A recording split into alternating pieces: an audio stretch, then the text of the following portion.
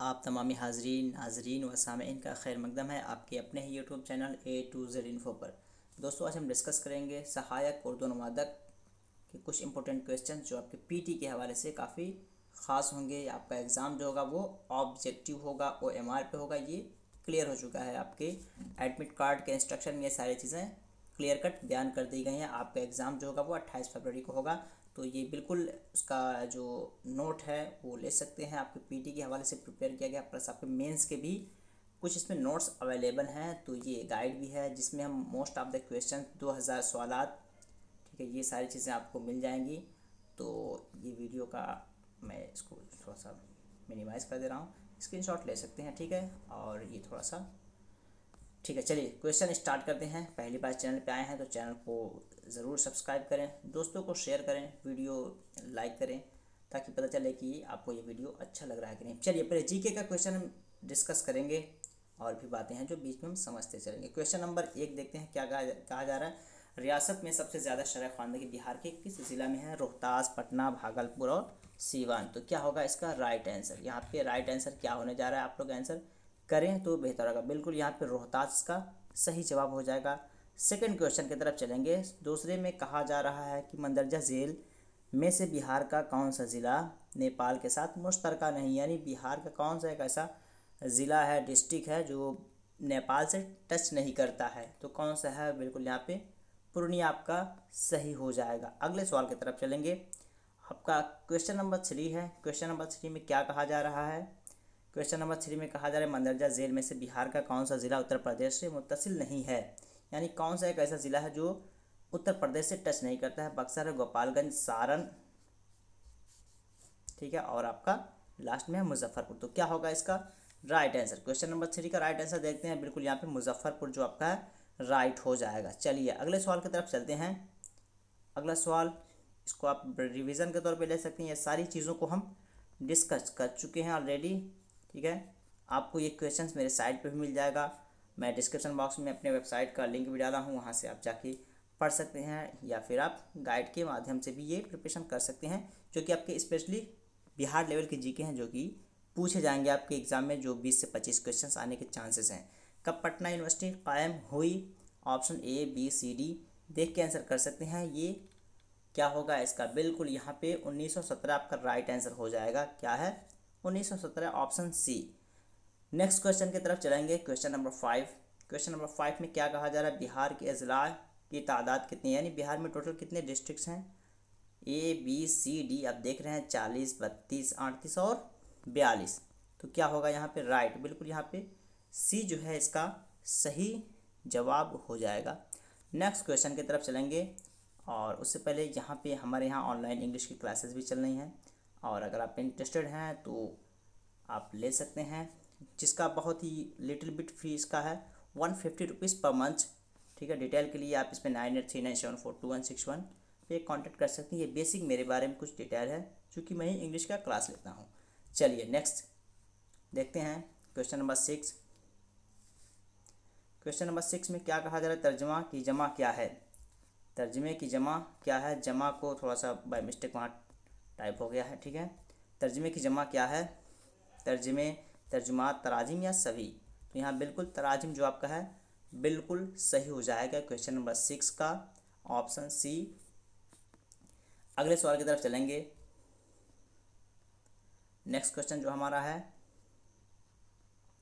7 में, ज़ख़ीरे की जमा क्या है? ज़ख़ीरा की जमा क्या है बताना है आप लोगों को, कि लफ्ज़ ज़ख़ीरे की जमा क्या होता है। चलिए आंसर करने की कोशिश करें। A, B, C, D में से क्या होगा? ज़ख़ीरे, ज़ख़ायर, ज़ख़ायरात या कोई नहीं? बिल्कुल यहाँ पे जो आपका राइट आंसर हो जाएगा ज़ख़ायर, ऑप्शन B इसका बिल्कुल सही जवाब हो जाएगा।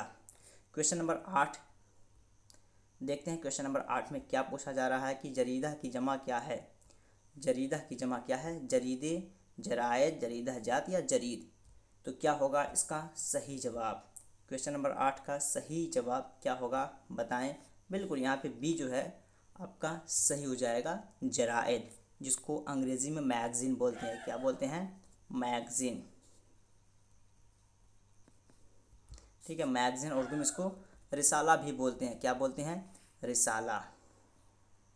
ठीक है, रिसाला। इसकी जमा अगर पूछा जाए तो रसाइल। ये ध्यान रखें आप, इसकी जमा क्या आती है? रसाइल। रिसाला की जमा क्या है? रसाइल। तो ये ज़हन नशीन रखें, यहाँ से कुछ बातें आपको मालूम हो गई। तो यहाँ पे बिल्कुल बी आपका सही हो जाएगा। नेक्स्ट क्वेश्चन की तरफ चलेंगे, क्वेश्चन नंबर 9। क्वेश्चन नंबर 9 में क्या कहा जा रहा है? क्वेश्चन नंबर 9 में कहा जा रहा है कि आकिल की जमा क्या है? आकिल की जमा क्या है? उकलात है, आकूल है, उकला है, अकील। तो क्या होगा इसका राइट आंसर? क्वेश्चन नंबर 9 का राइट आंसर क्या हो जाएगा? बिल्कुल यहाँ पे उकला आपका बिल्कुल सही जवाब हो जाएगा। उकला यानी ऑप्शन सी इसका बिल्कुल सही जवाब है।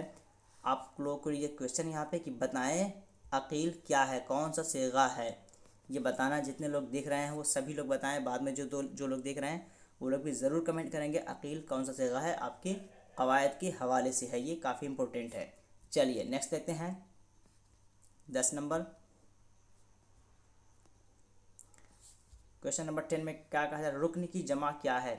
रुकन की जमा क्या है? अरकुनन, अरकीन, राकीन या अरकान। तो क्या होगा? रुकन की जमा क्या है? बिल्कुल यहाँ पे अरकान इसको कहते हैं, जिसको अंग्रेजी में मेंबर्स बोलते हैं। मेंबर्स अरकान। और हिंदी में इसको क्या बोलते हैं? सदस्य बोलते हैं। सदस्य बोलते हैं। क्या बोलते हैं? सदस्य।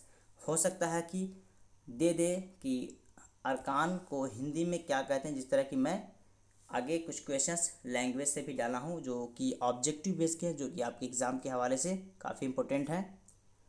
आपके एग्ज़ाम के हवाले से काफ़ी इंपॉर्टेंट है। और इस तरह के टोटल आपको 2000 के आसपास क्वेश्चंस कराए जा चुके हैं और गाइड में सारी चीज़ें अवेलेबल हैं। चलिए 10 नंबर हो गया। 11 नंबर पे चलते हैं।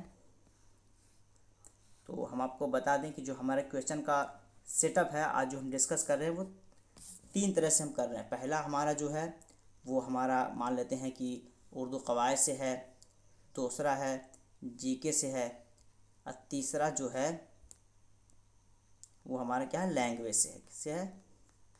लैंग्वेज से। और तो सब में कितने कितने हैं? 5-5 हैं। ठीक है, तो इस तरह करके आपका ये 15 क्वेश्चन आज हम डिस्कस करेंगे। ओवरऑल एक तरह का ये रिवीजन हो रहा है और पता चल रहा है कि एग्ज़ाम में क्वेश्चन किस टाइप के बनेंगे, ये भी कहीं कुछ हद तक क्लियर हो जा रहा है यहाँ पे आज। चलिए आरा का हिंदी तर्जमा क्या होगा? आरा। आरा का हिंदी तर्जमा बताएं क्या होगा? मशीन, मत, औजार या फिर जगह। बोलते हैं मतदान करना। मतदान। मतदान का मतलब क्या होता है कि आपकी राय क्या है, इसमें यही पूछा जाता है। वोटिंग जब आप करते हैं जाकर, तो आरा का मतलब यही हुआ कि मत करना। क्या करना? मत। मत मतलब अपनी राय देना। तो ये आपका बिल्कुल यहाँ पे राइट आंसर हो जाएगा। नेक्स्ट क्वेश्चन की तरफ चलते हैं। Question number 12। क्वेश्चन नंबर 12 में क्या कहा जा रहा है? सुसज्जित का उर्दू अनुवाद क्या होगा? सुसज्जित का उर्दू अनुवाद क्या होगा? ऑप्शंस यहाँ दिए हुए हैं, उसके हवाले से आप आंसर कर सकते हैं। आरास्ता, कामयाबी, ज़ियारत या सुकून। तो क्या होगा? सुसज्जित। बिल्कुल यहाँ पे आरास्ता, डेकोरेटेड जिसको बोलते हैं। क्या बोलते हैं? डेकोरेटेड। डेकोरेटेड जिसको बोलते हैं वो आपको बिल्कुल यहाँ पे सही हो जाएगा। और पीटी के बाद, पीटी एग्ज़ाम होने के बाद मेंस में जो आपके क्वेश्चंस आएंगे या जो आपको एग्ज़ाम देना होगा वो स्पेशली लैंग्वेज से होंगे। ठीक है, आपको Urdu plus Hindi plus English, इस पर आपको कमांड हासिल करना रहेगा। तो इसकी फुल प्रिपरेशन इंशाल्लाह I will try to do. तो यहाँ पे Urdu, Hindi, English complete preparation होगी। तो पीटी के बाद आप लोग कांटेक्ट कर सकते हैं जो नंबर दिया गया है। सुसज्जित का हो गया यहाँ पे बिल्कुल ऑप्शन 1। नेक्स्ट क्वेश्चन की तरफ चलते हैं। क्वेश्चन नंबर आपका 14 है। क्वेश्चन नंबर 14 में क्या कहा जा रहा है? 14 में कहा जा रहा है कि आरामगाह का हिंदी तर्जमा क्या होगा? आरामगाह का हिंदी तर्जमा क्या होगा? संजोग, विश्रामालय, मेघालय या संकेत। आरामगाह बिल्कुल जिसको कह सकते हैं एक तरह का रेस्ट रूम, वेटिंग रूम जो होता है उसको विश्रामालय आपको कहा जाता है हिंदी में। तो यहाँ पे बी जो है आपका बिल्कुल राइट आंसर हो जाएगा। नेक्स्ट क्वेश्चन की तरफ चलते हैं। लास्ट सेकंड होगा आज का ये।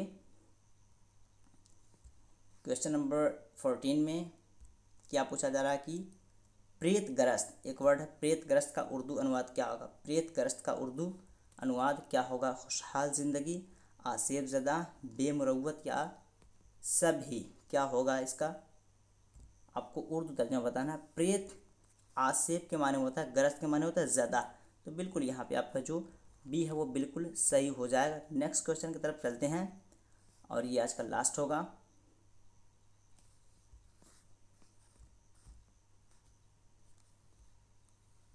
क्वेश्चन नंबर 15, आगा का हिंदी तर्जुमा क्या होगा। आगा एक वर्ड है, आगा उर्दू में बोला जाता है, इसका हिंदी अनुवाद आपको बताना है।